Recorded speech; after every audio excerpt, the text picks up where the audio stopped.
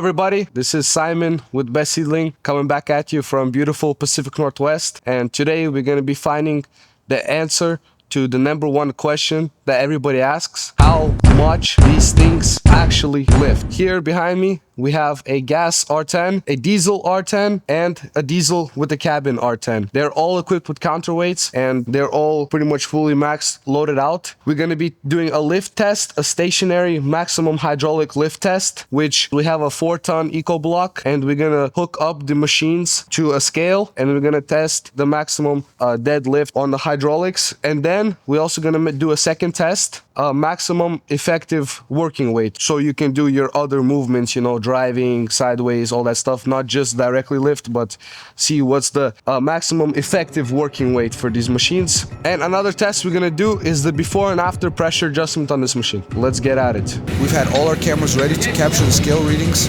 check for any rear tipping, and see how the excavator handled the load overall. Everything was ready, and it was finally time to start testing.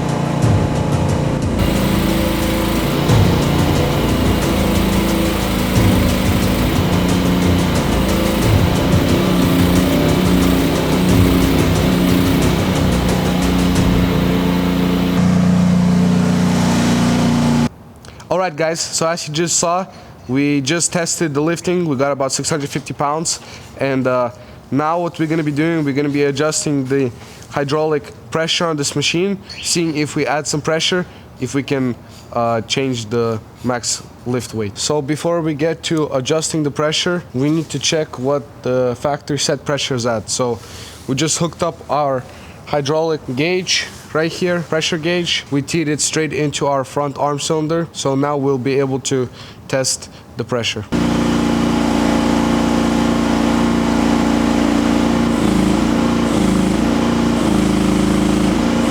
Looks like Rippa did a good job adjusting it on this machine. It's at about 2500, which is a good place for this machine. The maximum that it should be is 26, so we're just gonna play it safe at 2500. We're gonna do another test just to make sure that we reach the absolute maximum lifting, and we're also gonna test the curling, so like a digging force pressure of the bucket itself. So yeah.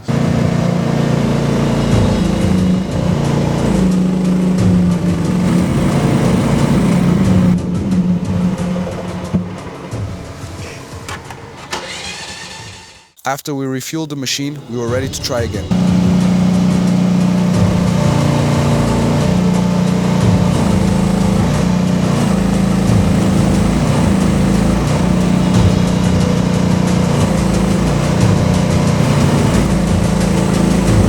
Oh my gosh, guys!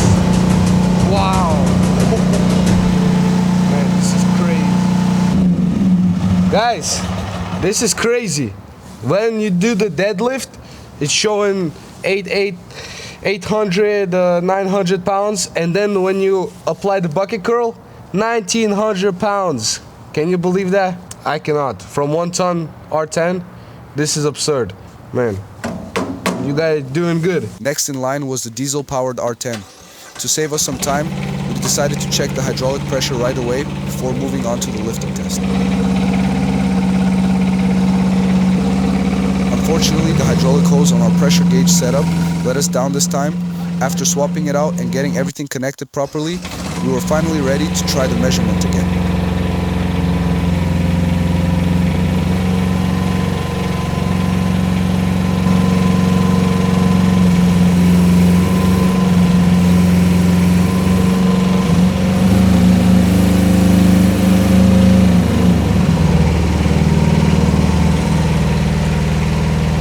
It's all like 2,700. 2,700? Yeah, somewhere in between there, like up there. Yeah, 2,500. Okay. After we cleaned up the mess and topped off the hydraulic fluid again, we'll be ready to test it out.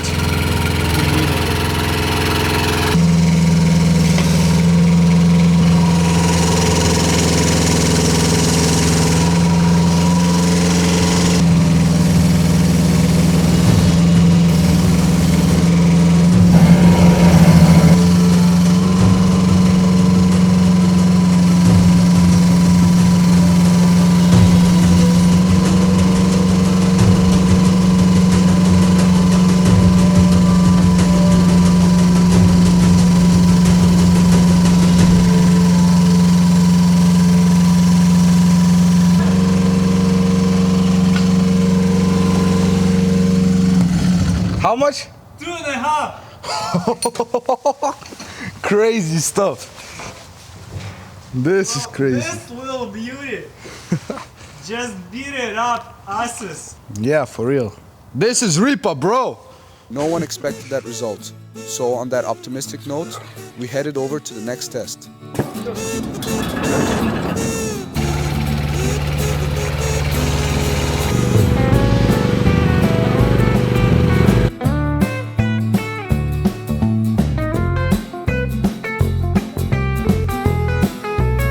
Alright, make sure you guys leave a comment to let us know what kind of tests you guys would like to see next. Alright, so now we're gonna get to the max tipping load test with the R10s, and what we're gonna be doing the test with is right here we have some RSO4 skid steer counterweights. These are each about 28 pounds, and in this box we have 22 of them.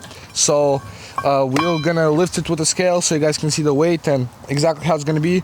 We'll add or subtract the weights depending on how each machine performs, so we can test the maximum lifting and without tipping it. So this is gonna be like fully functioning, the machine, so driving, sideways, turning, everything, just so we can see what's the max you can operate with without tipping the R10.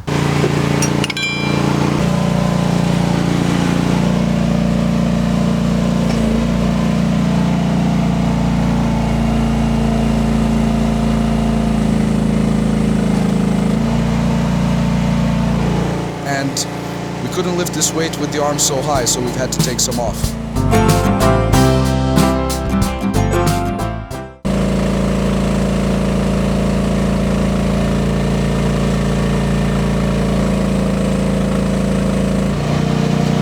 So look like 350 is going to be the weight that we'll be testing it with.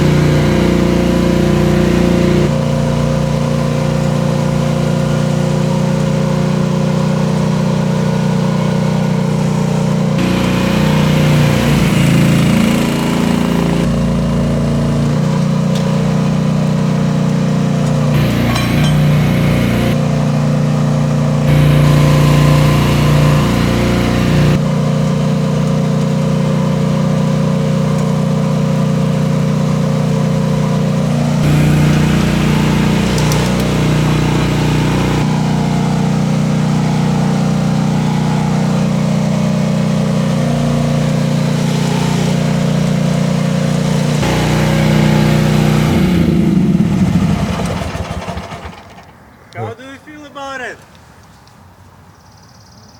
I don't know what to say. No opinion. No comment. No comments. Is it good? Is it bad? How does it feel? It feels okay.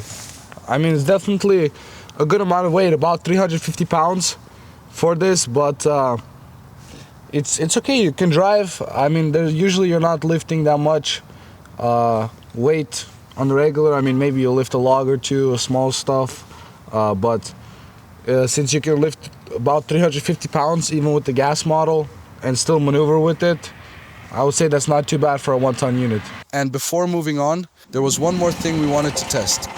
And for that, we needed some more weight to prove our point. So 450 pounds. Alright.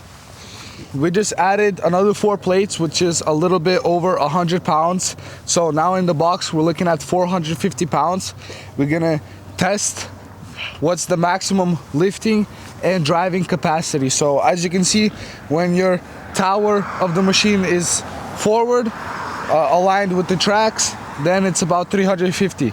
But when it's on the sides and it's at a 90-degree angle to the tracks, then you're looking at a lot higher, and we're gonna test exactly how high that can be, that we can lift and drive in case any of you guys need to lift absurdly heavy stuff. You know, this is not for like an everyday operation, but it could be useful to know. So, and if you think we did everything wrong, we would like to hear your opinion down in the comments.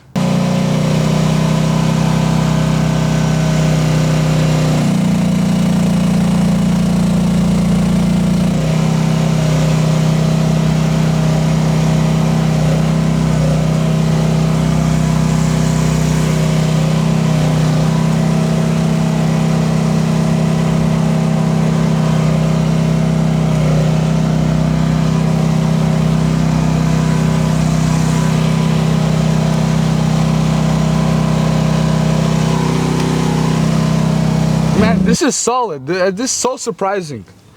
Yeah, let's add some more. And we added more. Another 100 pounds. Another 100 pounds.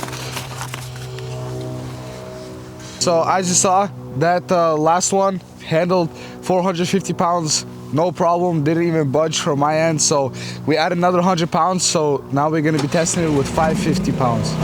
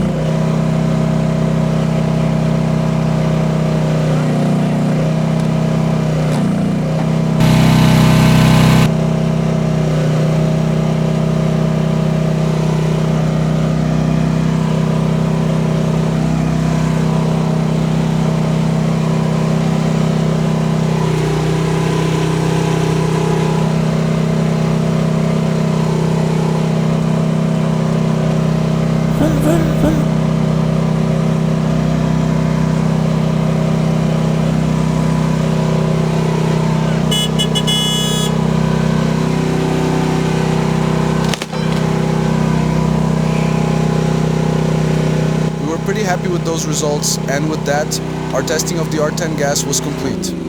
All right, so as you just saw in the test, we were able to drive and maneuver with 550 pounds of weight lifted with the machine, picking up from the side and then driving with the tracks. We saw that this increased the driving capabilities with the maximum weight a lot better. For this machine, it increased it. So yeah, that's pretty much that for the gas one. Now we're gonna move over to the diesel.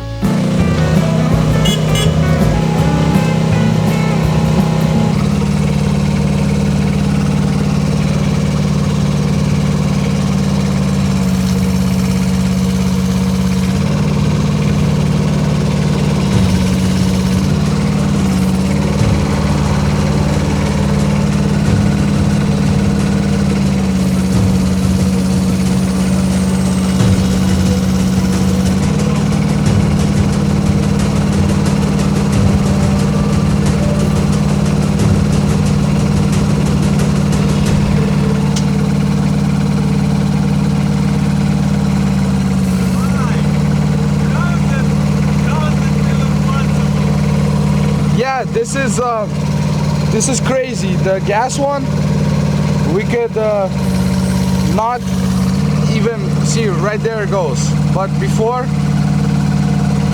look here, see, we're still balanced. Still.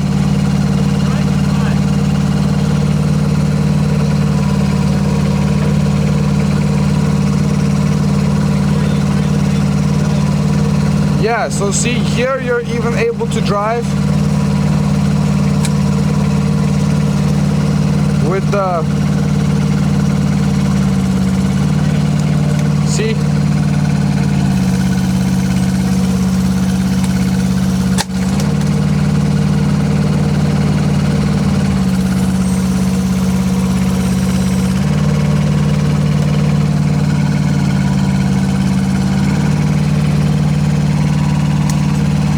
Basically right here is the tipping point. As you can see, the box is still off the ground. So that's 550 pounds inside that box. With the gas one, we were able to reach 350 pounds. What this means is, of course, the Kubota diesel engine, it is heavier. So the engine itself is 2 times heavier than the gas engine. And then all the cooling components, since it is water cooled, all the cooling components add to the weight back here. So that gives it even more counterweight than the gas one. It could have more lifting force also. But it's not about the lifting force here, it's about the tipping force. So here you can see easily, because the lifting force is the same. It's very similar. The lifting force itself is very similar as the gas one. But see, we can have 500 pounds all the way out, still drive. No problem. See that?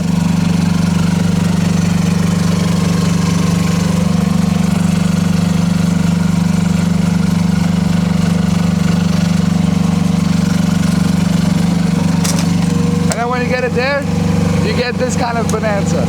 So, see, you can put it to the side. No problems.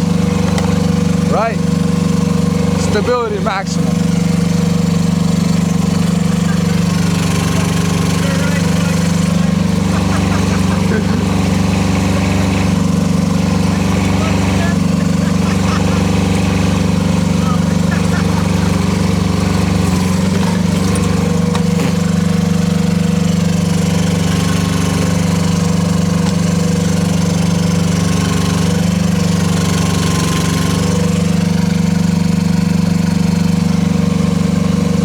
Played with it a bit more and eventually came to a conclusion. Alright, so guys, honestly, I don't know what to say. I'm pleasantly surprised by this machine's capabilities. Compared to the gas one, you can definitely tell a difference on the straight uplift with everything lined up, the tracks and the body. It's 200 pounds more you can lift with the blade up and still drive. Side lift, good, super stable.